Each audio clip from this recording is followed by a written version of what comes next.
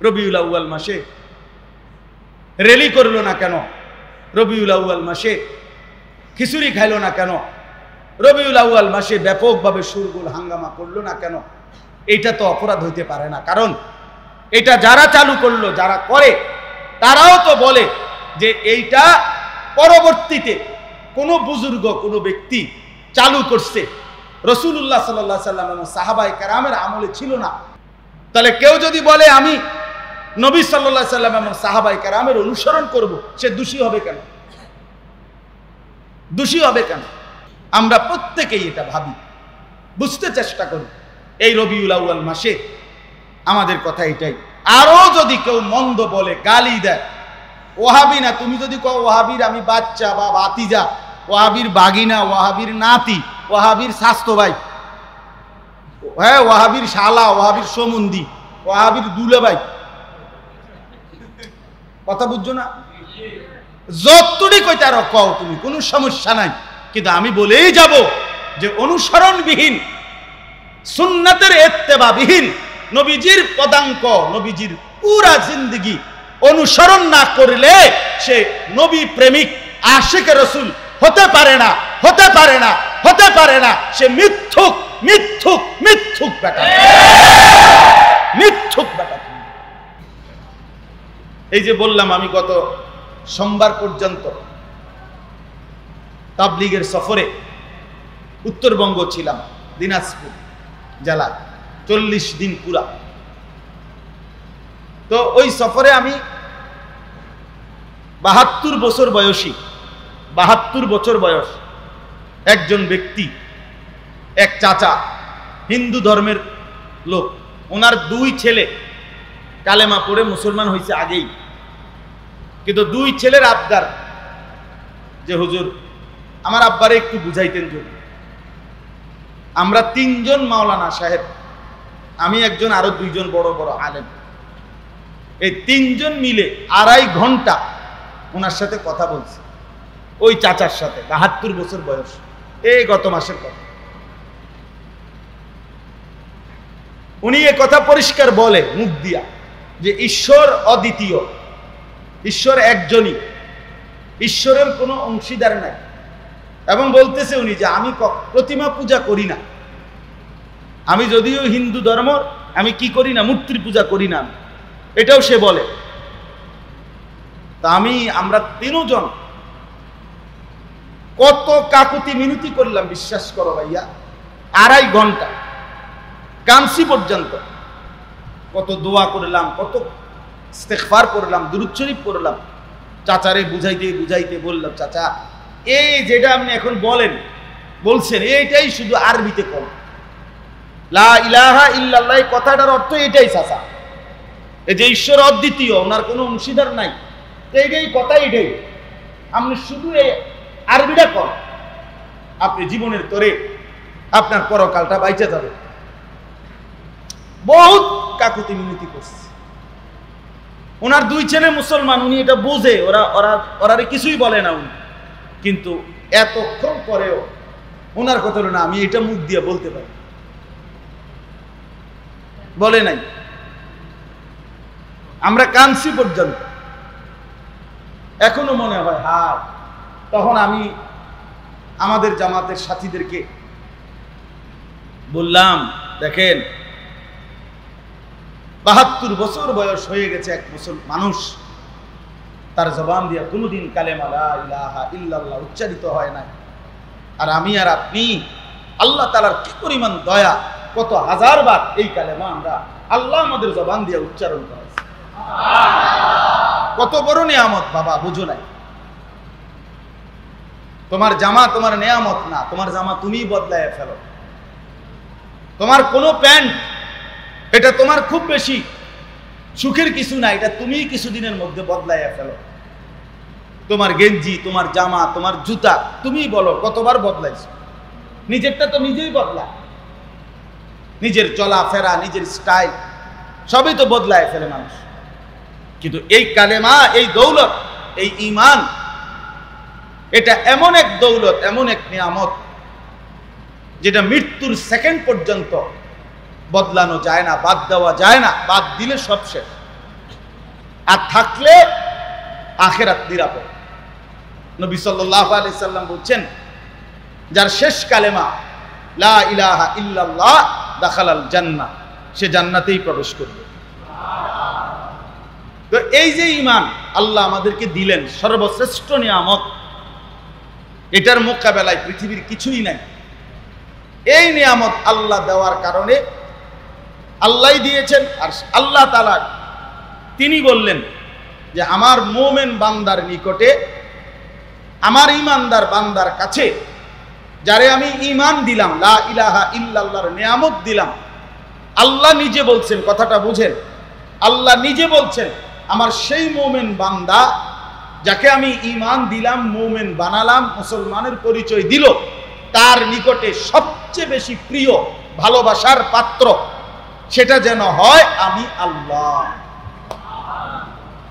কে? তাহলে মুমিনের এক নম্বর প্রথম প্রিয়জন কে?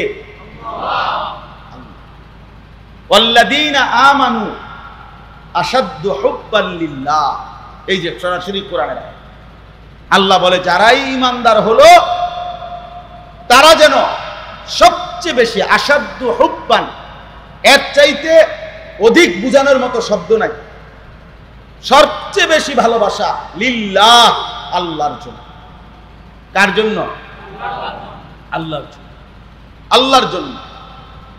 সাহাবায়ে কেরামের সমস্ত সাহাবীর বৈশিষ্ট্য কি ছিল?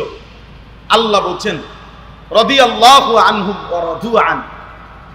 সাহাবীরা আমার এমন, আমার বন্ধুর, তাদের ঈমান এত সুন্দর, তারা এমন মজবুত মুমিন যে তারা এমন যে আমি আল্লাহ তাদেরকে ভালোবাসি, তারাও আমাকে পূর্ণ ভালোবাসে।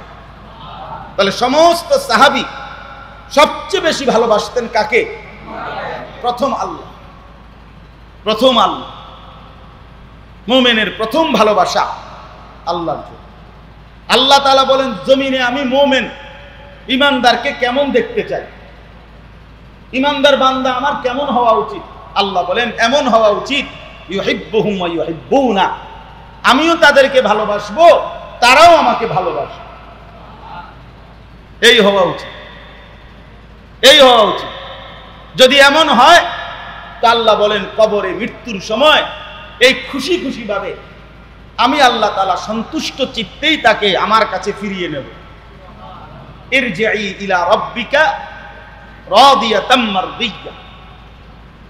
আল্লাহ বলবেন মৃত্যুর সময় নেককারকে, আমার বান্দা আমার কাছে ফিরে আসো, এই অবস্থায় আমিও তোমার উপরে সন্তুষ্ট, তুমিও আমার উপরে সন্তুষ্ট।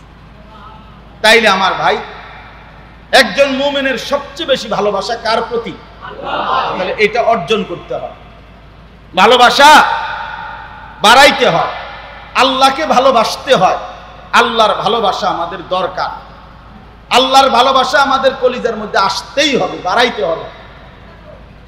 এই বাড়ানোর জন্য, ভালোবাসা লাভ করার জন্য আল্লাহ তাআলা একটা সহজ প্রেসক্রিপশন এই আয়াতের মধ্যে বললেন, ইন কুনতুম তুহিব্বুনাল্লাহ, যদি আল্লাহকে ভালোবাসতে চাও। তাহলে আগে বলেন আল্লাহকে ভালোবাসা একজন মুসলমানের জন্য উচিত কিনা? সবাই বলেন উচিত। কয় নম্বরে? এক নম্বর। মুমিনের প্রথম ভালোবাসা কার প্রতি? আল্লাহ। তো আল্লাহ বলে সেই ভালোবাসা যদি অর্জন করতে হয় তোমার করণীয় কি? করণীয় একটাই কাজ। আমি একজন বন্ধু পাঠাইছি, সেই বন্ধুকে আমি সব বলে দিছি, দেখায়া দিছি, তোমরা শুধু বন্ধুকে অনুসরণ করবা, তাইলে বন্ধুকেও পাইবা, বন্ধুর খোদা আমি আল্লাহ আমারও পাইবা। খালাস। ফাত্তাবিউনি, দ্বিতীয় কথা, আমার বন্ধুর অনুসরণ করো, প্রিয় নবী মুহাম্মদ সাল্লাল্লাহু আলাইহি সাল্লামের অনুসরণ করো। তাইলে প্রিয় ভাই আমার, বাবা আমার, ছেলেরা আমার, সবার কাছে অনুরোধ, আল্লাহ তাআলা দ্বিতীয় কথা এটাই বললেন যে আল্লাহর ভালোবাসা যদি অর্জন করতে হয় প্রিয় নবী সাল্লাল্লাহু আলাইহি সাল্লামকেই অনুসরণ করো। ফাত্তাবিউনি, আমাকেই অনুসরণ করো। বিশ্বাস করেন পৃথিবীর কোনো অভিধানে, পৃথিবীর কোনো ডিকশনারিতে, পৃথিবীর কোনো ভাষায় ফাত্তাবিউনির অর্থ শুধুই ভালোবাসা এটা নয়, বরং অনুসরণের মাধ্যমে ভালোবাসা। কিসের মাধ্যমে ভালোবাসা? অনুসরণের মাধ্যমে ভালোবাসা, অনুসরণযোগ্য ভালোবাসা। অস্থির হইয়েন না, এই কোন রকম আমার সময়টা শেষ আর অল্প, ভাই পেরেশানি করলে তোর এটা টাইমটা ফিরে আসবেন। তাইলে ফাত্তাবিউনি, আমার অনুসরণ করো। ইত্তেবা শব্দের অর্থ হলো অনুসরণ। কি অনুসরণ বলতে আরবিতে কাকে বোঝায়? তাফসিরে আছে, ব্যাখ্যার মধ্যে আছে। মনে করেন আমরা দুইজন মানুষ, আমি আর এই মাওলানা আবু হানিফ ভাই, আমরা দুইজন রওনা দিলাম মুরাদনগর হাইটা। এখন উনি মনে করেন আমারে অনুসরণ করে যাবে, মানে উনি সিদ্ধান্ত নিছে যে উনি অনুসরণ করবে কাকে? আমারে। তো এখন এই অনুসরণ কখন হবে? যখন আমার প্রত্যেক কদম মানে পাও যেখানে পড়লো, আমি প্রথম ডান পাও রাখলাম মাটিতে, এখান থেকে বাইর হইয়া, এরপরে আমি যখন সামনে আগাইতে যাবো, তাহলে আমার কদম সামনে বাড়লেই পিছনে আমার কদমের জায়গাটা খালি হবে কিনা? খালি হবে না। এটা এ আরবিতে বলে অনুসরণ, মানে হলো পিছনের জন যাকে অনুসরণ করতেছে হুবহু তার কদমের নকশা অনুপাতে, মানে প্রত্যেকটা কদম যেখানে ফেলছে ওইটা দইরা দইরা ওই জায়গায় পাও দিয়া দিয়া সামনের দিকে আগায় যাওয়া, ওনারে অনুসরণ করা, এটারে বলে ইত্তেবা। কথাটা বুঝছেন কিনা বলে? এটারে বলে অনুসরণ, এটারে বলে ইত্তেবা। তাইলে ফাত্তাবিউনি মানে হলো আমার বন্ধুকে অনুসরণ করো। তিনি হাসতেন যেভাবে তুমি সেভাবেই হাসো, এভাবেই চেষ্টা করো। তিনি কাঁদতেন যেভাবে তুমি এভাবেই কাঁদতে চেষ্টা করো। তিনি কথা বলতেন যেভাবে তুমি সেভাবেই কথা বলতে চেষ্টা করো। তিনি ঘুমাইতে শুরু করতেন যেভাবে সেভাবেই তুমি ঘুমাবার চেষ্টা করো। তিনি ঘুম থেকে জেগে উঠে যা করতেন তুমি সেভাবেই জেগে উঠে করো। তিনি টয়লেট, বাথরুম, পেশাব, পায়খানায় ঢুকতে গিয়ে যা করতেন, ভেতরে যেভাবে ইস্তেঞ্জা করতেন, ঢিলা কুলুক পানি ব্যবহার করতেন, সেভাবেই ব্যবহার করো, গ্রহণ করো। তিনি বের হয়ে যা করতেন, যা পড়তেন সেভাবেই চলো। তিনি নখ কাটতেন যেভাবে সেভাবেই নখ কাটো। তিনি অজু করতেন যেভাবে সেভাবেই অজু করো। এভাবে সব কিছুর ক্ষেত্রে একেবারে পাই পাই আমার আপনার জীবনের মধ্যে হাসি, কান্না, আনন্দ, বেদনা, কথাবার্তা, আচরণ, উচ্চারণ, লেবাস, পোশাক, চুল, দাড়ি, জামা কাপড়, নড়া চড়া, উঠা বসা, উপর কিংবা নিচ কিংবা সমান্তরাল, রাত কিংবা দিন, সকাল কিংবা দুপুর, ঘর কিংবা পরিবার, স্ত্রী কিংবা সন্তান, একাকী কিংবা প্রকাশ্য, ঘরে কিংবা বাজারে, দেশে কিংবা রাজনীতিতে, সমাজে কিংবা পাড়ায় মহল্লায়, সর্বত্র এক কথায় সব কিছুতে নবী সাল্লাল্লাহু আলাইহি সাল্লাম কিভাবে করতেন, কি করতে বললেন, কি করা উচিত, খোদার কসম এইভাবে ধীরে ধীরে ধীরে ধীরে একটা একটা করে ধরে ধরে ধরে ধরে ধরে নিজে যদি আমরা আমাদের মধ্যে আনতে পারি, তাইলেই সেটাকে অনুসরণ বলে। আর সেই অনুসরণের বিনিময়ে তৃতীয় কথা যেটা, আল্লাহ বলেন আমি তোমাদেরকে যেই ভালোবাসা তুমি চাচ্ছিলা, আমি আল্লাহর ওই ভালোবাসা পুরাটা দিয়া দেব। তুমি মিসওয়াক করবা, আমি ভালোবাসা দেব। তুমি দস্তরখান বিছাইবা, আমি ভালোবাসা দেব। তুমি বাম পাও দিয়া টয়লেটে ঢুকবা, আমার বন্ধুর অনুসরণে, আমি তোমাকে ভালোবাসা দেব। তুমি ডান পাও দিয়া মসজিদে ঢুকবা, আমি ভালোবাসা দেব। তুমি শরীর পবিত্র রাখবা, আমি ভালোবাসা দেব। তুমি সুন্নত মোতাবেক অজু করবা, পেশাব করবা, টয়লেট বাথরুমের প্রয়োজন সারবা, শরীর পবিত্র রাখবা, আল্লাহ বলেন আমি তোমাকে ভালোবাসা দেব। আর আমি যখন ভালোবাসবো তখন গুনাহও মাফ করব। তখন কি মাফ করে দেব? গুনাহ। এই জন্য প্রিয় ভাই আমার, ছেলেরা তোমাদেরকেও বলি, ভাইয়া আমার বিশেষ মহব্বতের নওজোয়ান, তোমার কাছে আমার অনুরোধ, কেউ যদি নাও শোনে যে তোমরা মাত্র উঠতি বয়সের ছেলে, জীবনটা যদি এই বয়সেই নষ্ট করে ফেলো, এলোমেলো করে ফেলো, এই বয়সেও যদি জীবনের কোনো শৃঙ্খলা না থাকে ভাইয়া, বয়সকালে কিছুই পারতাম। বয়সকালে মানুষের শরীর, শক্তি, সামর্থ্য আর নিজের নিয়ন্ত্রণেও থাকে না। মানুষ যখন বয়স্ক হয়ে যায় তখন কোনো কিছু আর কন্ট্রোলও করতে পারে না। একটা লোকের যখন পূর্ণ ডায়াবেটিস হয়ে যায়, সে একরকম অসহায় হয়ে যায়, অসহায় হয়ে যায়, আর কিছুই থাকে না। একটা মানুষ যখন উপার্জনের ক্ষমতা হারায় ফেলে তখন আর সে অসহায় হয়ে যায়। তাইলে মূলত এখন শরীর, স্বাস্থ্য, যৌবন, বুঝ, বুদ্ধি, আকল, দেমাগ সব স্বাভাবিক সুস্থ আছে, আল্লাহই রাখছে। কোরআন শরীফে আছে, আল্লাহ বলেন যত বৃদ্ধ হয় একটা সময় আমি আল্লাহ বৃদ্ধ হইতে হইতে মানুষকে ওই পর্যায়ে নিয়ে যাই যে সে আর পেছনের কিছুই মনে রাখতে পারে না। অবিনকুম মান ইউরাদ্দু ইলা আরযালিল উমর লিকাই লা ইয়ালামা মিন বাদি ইলমিন শাইআ, আর কিছুই মনে রাখতে পারে না। আমার আম্মা 70-এর মতো বয়স বা একটু বেশি হবে, আমার স্পষ্ট মনে আছে ভাই, মাকে আমি ছোটবেলা থেকেই দেখছি, আমার বয়সকালেও দেখছি। মা আমার সব কিছু সংসার আগলায় রাখতেন, বিশেষ করে মায়ের ওষুধ, মানে যেটার জন্য বলতে, মা ওষুধ বক্সের মধ্যে সব সময় আমরা আয়না রাখতাম। মা নিজের ওষুধ টাইমলি খাইতেন, বুঝতেন কোনটা প্রেশারের ওষুধ, কোনটা ডায়াবেটিসের ওষুধ, কোনটা গ্যাস্ট্রিকের ওষুধ, কোনটা কয়বার খাইতে হবে, মা নিজেই খুলে বুঝত। এখন আইসা মা এখন আমার বোনের বাড়িতে আছে, কখনো আমার কাছে থাকে, কখনো ভাইদের কাছে থাকে। এখন মার সবচেয়ে বড় অসুবিধা হলো যে মা এই ওষুধ যে দেই আমরা খুলে দিলে মা এটা বুঝেই না যে মানে এটা যে ওষুধ, মা এটা ভিতরে নেন, পানি দেই, মারে যদি 10 জনও মিল্লা ধরে সাপ দিয়া, মার মুখ যদি টাইনাও ধরেও করে, মা এটা ভিতরে দেয়, ওষুধ এটা দেয়, পানি গেলে না। যদি জোর করে কেউ ওষুধ দেয়, ট্যাবলেট দেয়, পানি দেয়, পানি লইয়া মা আধা ঘন্টা না, যদি 2 ঘন্টাও লাগে, পানি এটা নিয়ে, ট্যাবলেট এটা নিয়ে মুখের মধ্যে বসে রয়েছে, এটা পিতরে নেয়। আমার মার কথাটা আমি বলি, কি রে ভাইয়া, আমি তো মারে জীবনে কোনোদিন এমন দেখি নাই। মাকে তো আমি দেখছি মা নিজেই ওষুধ খাইতেন। আমার সব সময় বলতো আমাদেরকে, ফুত আমার অসারটিল শেষ, মার প্রেশারের ওষুধ, তো এরকম এগুলো বলতেন। নির্ধারিতই ওষুধ খায় মা সারা বছরের, এখন আর পারেন।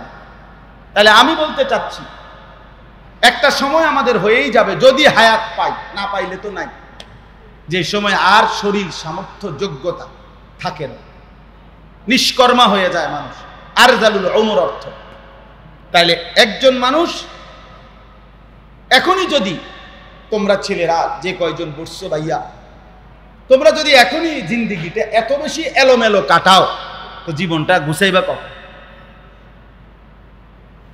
সাজাইবা কখন ভাইয়া? আমার প্রশ্ন, এই বয়সেই তুমি রাসূলুল্লাহ সাল্লাল্লাহু আলাইহি ওয়াসাল্লামের কোনো কিছুই তোমার পছন্দ হয়, তার চুল, তার চেহারা, তার পোশাক, তার টুপি, তার দাড়ি, তার ব্যবহার করা মেসওয়াক, নবী সাল্লাল্লাহু আলাইহি ওয়াসাল্লামের চলাফেরা, উঠা বসা, কথাবার্তা, আচরণ, ঢং, উচ্চারণ, কিছুই তোমার পছন্দ হয় না। তিনি নিয়মিত ঢিলাকুলুক ব্যবহার করতেন, তুমি কখনোই টয়লেট পেপার ব্যবহার করো না। তিনি নিয়মিত 5 ওয়াক্ত নামাজ পড়তেন, তুমি পড়ো না। তিনি সব সময় ফজরের নামাজ পড়তেন, তুমি পড়ো না। তিনি সর্বদাই মৃত্যু পর্যন্ত মিসওয়াক করছেন, তুমি কখনোই মিসওয়াক করো না। তিনি সর্বদাই দস্তরখান বিছায়া সমান জায়গায় খানা খাইছেন, তুমি কখনোই চেয়ার টেবিল ছাড়ো না। তাইলে তোমার চুল 30 বছরে, 23 বছরে, 20 বছরে একবারও, একদিনের জন্য, একটা সপ্তাহের জন্য নবী সাল্লাল্লাহু আলাইহি সাল্লামের পবিত্র চুল মুবারক তিনি কিভাবে রাখতেন, তার চুল কেমন ছিল, এইটার কোনো মানসিকতা তোমার মধ্যে নাই। তাইলে তুমি ভাইয়া এত বেশি রাসূলুল্লাহ সাল্লাল্লাহু আলাইহি সাল্লামের বিরোধিতা কইরা, গাদ্দারি কইরা তুমি নবী প্রেমিক কিংবা আশেকে রসুল কিংবা রসুলের মহব্বতের দাবিদার কেমনে হইবা ভাই? কেমনে বলে? ইনসাফ কি বলে? নবীজি বলছে জিব্রাইল আমার কাছে যতবার আসছে ততবারই যাওয়ার সময় বলছে ইয়া রাসূলুল্লাহ মিসওয়াক করতে ভুলবেন না। শুধু কোরআন নিয়ে আসছে জিব্রাইল নবীজির কাছে 24,000 বার। কয় হাজার বার? কোরআন শরীফ নিয়ে আর অন্যান্য বিষয়েও আসছে। তাহলে 24,000 বার বলে গেছে মিসওয়াক মিসওয়াক মিসওয়াক। নবীজির ইন্তেকালের সময়, নবীজি শেষ নবী আমরা এটা জানি কিনা? আমাদের নবী আখেরি নবী তো, কথা বলেন। শেষ নবীর শেষ আমল কি? মিসওয়াক। নবীজি শেষ মিসওয়াক করতে করতে ইন্তেকাল করেছে, বুখারীর হাদিস। আম্মাজান আয়েশা রাদিয়াল্লাহু তাআলা আনহা বলছেন আমি নিজে দাঁত দিয়ে, আম্মাজান আয়েশা নবীর স্ত্রী, তিনি বলেন আমি আমার দাঁতে চাবাইয়া মিসওয়াক একদম নরম করে দিছি। নবীজি এত অসুস্থ ক্লান্ত যে মিসওয়াক চাবাইতে পারছেন না, একদম নরম করে দেওয়ার পরে তিনি আস্তে আস্তে মিসওয়াক করছেন। এই অবস্থায় হঠাৎ করে হাত পড়ে গেছে, আমি বুঝছি তিনি আল্লাহর কাছে চলে গেছে। তাইলে আমরা অনুরোধ করলাম, আল্লাহ তাআলা বলছে ফাত্তাবিউনি, অনুসরণ করো। নবীজি নিজে বলছেন আমাকে পূর্ণ অনুসরণ না করলে পরিপূর্ণ মুমিন হবে না। এজন্য ভাইয়া আমি এতটুকু কথাই বললাম, রবিউল আউয়াল মাসে আসলে অনেক শুরগুল হয়, হাঙ্গামা হয়, অনেক অনেক কিছু হয়। হ্যাঁ, মৌসুমি আশেকে রসুলরা, সিজনাল নবী প্রেমিকের দাবিদাররা খুব বেশি, হ্যাঁ, খিচুড়ি বিরিয়ানি, এরপরে মিছিল রেলি, এরপরে ঢাক ঢোল বাদ্য গেট, বহু কিছু। এই সময় তুফান তাফান, লাখ লাখ টাকা খরচ হয়, উৎসব হয়, আনন্দ মুখর পরিবেশ হয়, খানা দানার ব্যাপক আয়োজন হয়। কিন্তু ওই আয়োজক অথবা ওই খানা দানার উৎসবের প্রত্যেকেই তো দাবিদার যে সকলেই আশেকে রসুল। আশেকে রসুলদের বিশাল মিলন মেলা হয় জায়গায় জায়গায়। ওই আশেকে রসুলদের কাছে গিয়া তুমি বিবেকবান একটা যুবক, তোমার কাছে অনুরোধ করলাম তুমি জিগাইয়া তাদের সামনে গিয়া বলিও আপনাদের প্রত্যেকের পকেটে মিসওয়াকটা একটু দেখান তো।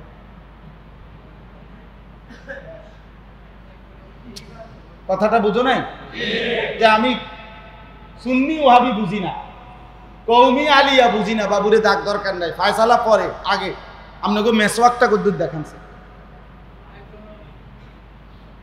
আর তুমি আমাদের কওমি মাদ্রাসার আলেম ছাত্র, সাফ কথা বেটা, তুমি এখন গিয়া 100টা কওমি মাদ্রাসা ছাত্র ওস্তাদের কাছে খবর নাও, প্রতি মাদ্রাসার মধ্যে কয়জনে মেসওয়াক ব্যবহার করে দেখো, করে না কয়জন? করে না, হয়তো 1% 2-4 জন পাওয়া যাইতে পারে, আজকে নাই, হারায় গেছে। তাহলে এটা তো বিষয়টা হলো ইনসাফের কথা, এটা তো বাস্তবতা ভাইয়া। এখানে তো গালিগালাজের বিষয় না, এখানে নিজেদের মধ্যে ঠেলাঠেলির বিষয়। জান্নাত তো অনেক বড়, জান্নাত তো মোটামুটি 2টা রুম আর একটা ছোট বারান্দা 12 ফিট। হ্যাঁ, এর দূরে তো জান্নাত কয়, ঠিক না? প্রত্যেকের ছোট ছোট মনে করেন 12x12 2টা রুম, হ্যাঁ, আর একটা ছোট বারান্দা লগে, এর দূর করে বরাদ্দ দিব, এরকম না জান্নাত? তো সবচেয়ে ছোট জান্নাত 10 দুনিয়া বরাদ্দ। তাইলে জান্নাত তো অনেক বড়। অসুবিধা কোথায়? তুমি যদি, আমি যদি সবাই আগলাইয়া নেই, সবাই একে অপরের রাসূলুল্লাহ সাল্লাল্লাহু আলাইহি সাল্লামের অনুসরণ করি, সবাই সবাইকে প্রতিপক্ষ না বানাইয়া যদি মহব্বতের সাথে আগলাইয়া আসি, অনুসরণ করি, তাইলে জান্নাত অনেক বড়।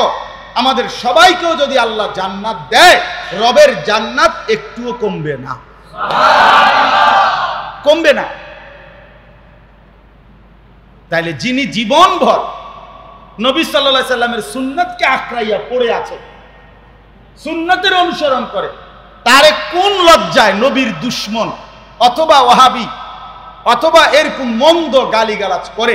বিশ্বাস করো ভাইয়া, বাবাদেরকেও বলি, আপনারাও শুনেন, আসমানের নিচে জমিনের উপরে এত বড় জুলুম, এত বড় কথা আর হতে পারে? আপনি আগে প্রমাণ তো করে দিবেন এই লোকটা কেন নবীর দুশ্মন। কওমি মাদ্রাসার এই মৌলবী কেন নবীর দুশ্মন? এই মেসওয়াক করে যে এই অপরাধে না? জীবনভর দাড়ি রাখছে, এই কারণে লোকটা নবীর দুশ্মন, ঠিক না? 5 ওয়াক্ত নামাজ জামাতের সাথে পড়ে, এই কারণে নবীর দুশ্মন না? তার বিবি শতভাগ ঢিলে ঢালা, কালো, বড় হিজাবওয়ালা, বোরখা পরে মেয়ে স্ত্রী হাঁটে চলে, একান্ত প্রয়োজন ছাড়া বাড়ির থেকে বের হয় না, এটাই তো অপরাধ না? তাহলে কি অপরাধের কারণে, কি অপরাধের কারণে, কি অন্যায়ের কারণে নবীর দুশ্মন বলা হলো? বলেন। আল্লাহ আমাদেরকে বিবেক দান করেন, আল্লাহ আমাদেরকে বুঝ দান করেন। আপনি জিজ্ঞাসা করে দেন কি অপরাধে বলল? রবিউল আউয়াল মাসে রেলি করলো না কেন? রবিউল আউয়াল মাসে খিচুড়ি খাইলো না কেন? রবিউল আউয়াল মাসে ব্যাপকভাবে শোরগোল হাঙ্গামা করলো না কেন? এইটা তো অপরাধ হইতে পারে না। কারণ এটা যারা চালু করলো, যারা করে, তারাও তো বলে যে এইটা পরবর্তীতে কোনো বুজুর্গ, কোনো ব্যক্তি চালু করছে, রাসূলুল্লাহ সাল্লাল্লাহু আলাইহি ওয়াসাল্লাম এবং সাহাবায়ে কেরামের আমলে ছিল না। তাহলে কেউ যদি বলে আমি নবী সাল্লাল্লাহু আলাইহি ওয়াসাল্লাম এবং সাহাবায়ে কেরামের অনুসরণ করব, সে দোষী হবে কেন? দোষী হবে কেন? এই জন্য দয়া করে, আমার কথা শেষ, আমরা প্রত্যেকেই এটা ভাবি, বুঝতে চেষ্টা করি। এই রবিউল আউয়াল মাসে আমাদের কথা এটাই। আরো যদি কেউ মন্দ বলে, গালি দেয়, ওয়াহাবি না, তুমি যদি কও ওয়াহাবির আমি বাচ্চা বা ভাতিজা, ওয়াহাবির বাগিনা, ওয়াহাবির নাতি, ওয়াহাবির স্বাস্থ্য ভাই, হ্যাঁ, ওয়াহাবির শালা, ওয়াহাবির সমুন্দি, ওয়াহাবির দুলে ভাই, কথা বুঝছো না? যতটুকু কইতে আরো কও তুমি, কোনো সমস্যা নাই। কিন্তু আমি বলেই যাব যে অনুসরণবিহীন, সুন্নাতের ইত্তেবাবিহীন, নবীজির পদাঙ্ক, নবীজির পুরা জিন্দেগি অনুসরণ না করলে সে নবী প্রেমিক, আশিকে রাসূল হতে পারে না, হতে পারে না, হতে পারে না। সে মিথ্যুক, মিথ্যুক, মিথ্যুক বেটা, মিথ্যুক বেটা। অনুসরণবিহীন ভালোবাসা হয় না, অনুসরণবিহীন। আর ভালোবাসলে অনুসরণ করতেই হয়, অনুসরণ করলে ভালোবাসা প্রমাণিতই হয়। আল্লাহ আমাদেরকে তৌফিক দান করেন, আল্লাহ আমাদেরকে কবুল করেন, আল্লাহ আমাদেরকে বুঝ দান করেন। আল্লাহ বলেন, বন্ধুকে অনুসরণ কইরো, তাইলে আমি আল্লাহ ভালোবাসবো, গুনাহ মাফ করে দেব, জান্নাতও দিয়ে দেব। তাহলে নবীজির প্রতিটা সুন্নতের মধ্যে আল্লাহর ভালোবাসা। মেসওয়াকটা হাতে নিয়া শুরু করলেন মেসওয়াক, আল্লাহর ভালোবাসা শুরু হয়ে গেল, গুনাহ মাফ শুরু হয়ে গেল। আল্লাহ না বলছেন আমার নবীর অনুসরণ করো, আমি ভালোবাসবো এবং কি করব? তাহলে মেসওয়াক চলছে, গুনাহ মাফ হচ্ছে। সুন্নত তরিকায় ওযু করতেছে, গুনাহ মাফ হইতেছে। সুন্নত তরিকায় বাথরুমে ঢুকছে, গুনাহ মাফ হইতেছে। সুন্নত তরিকায় খানা শুরু করছে, কি মাফ হইতেছে? মাফ হইতেছে। আর গুনাহ মাফ হচ্ছে মানে জান্নাতের দিকে আগাইতেছে। আল্লাহর ভালোবাসতেছে মানে জান্নাতের দিকে নিচ্ছে। যাকে আল্লাহ ভালোবাসে তাকে বুঝি আল্লাহ জাহান্নাম দিবে? তাইলে আমরা প্রত্যেকে সুন্নাতকে অনুসরণ করি, সুন্নাতকে একটা একটা করে, একটা একটা করে, খাপগালি করেন। ছেলেদের কাছে অনুরোধ, তোমরা বাবা এই চুলের প্রতি দয়া করো, একটা বার বিবেককে নিয়ে, আল্লাহ পাকের দেওয়া আকল দিমাগ দিয়ে একটা বার ভাবো যে কেন এমন চুল রাখলা, কেন নবী সাল্লাল্লাহু আলাইহি সাল্লামের চুল মুবারকের কথা মনে পড়লো না? এই লেবাস, এই পোশাক, এই শরীর, এই চেহারা, এই চলাফেরার স্টাইল, জীবনের এই চলাফেরা স্টাইল, প্রত্যেক মানুষই অনুকরণ প্রিয়। অনুসরণ মানুষের স্বভাবজাত অভ্যাস, এটা মনে রাখবেন। মানুষ মাত্রই অনুসরণ করে, প্রতিটা মানুষের সত্তার ভিতরে আল্লাহ অনুসরণ করা, অনুকরণ করার একটা মানসিকতা দিয়ে রাখছে। এটা মানুষের একটা স্বভাবজাত বিষয়। ছোট বাচ্চা খেয়াল করে, আজকেও আমি জোহরের নামাজ বাসায় পড়তেছি যখন সুন্নাত, আমার মেয়ে ছোট 3 বছরের, আমার সেজদার জায়গার মধ্যে সেজদা দিয়ে পড়ে নিচ্ছে, সরাই তারি না, ছাড়ি দিয়া কোনো রকমের মাথা দিয়া ওই যে আমি যেরুম করি এরুম করি, ঠিক না? বাচ্চা মানে মানুষ মাত্রই অনুসরণ করে, ছোট্টবেলা থেকে। একবার ছোট্টবেলা প্রতিটা ছেলেকে জিজ্ঞেস করেন, তোমার এই চুল এটা হয়তো অমুকের মতো তমুকের মতো, কারণ না কাউরে সে একটা কি করে পছন্দ করে। তাহলে মানুষ মাত্রই অনুসরণ করে, অনুসরণ করা মানুষের অভ্যাস।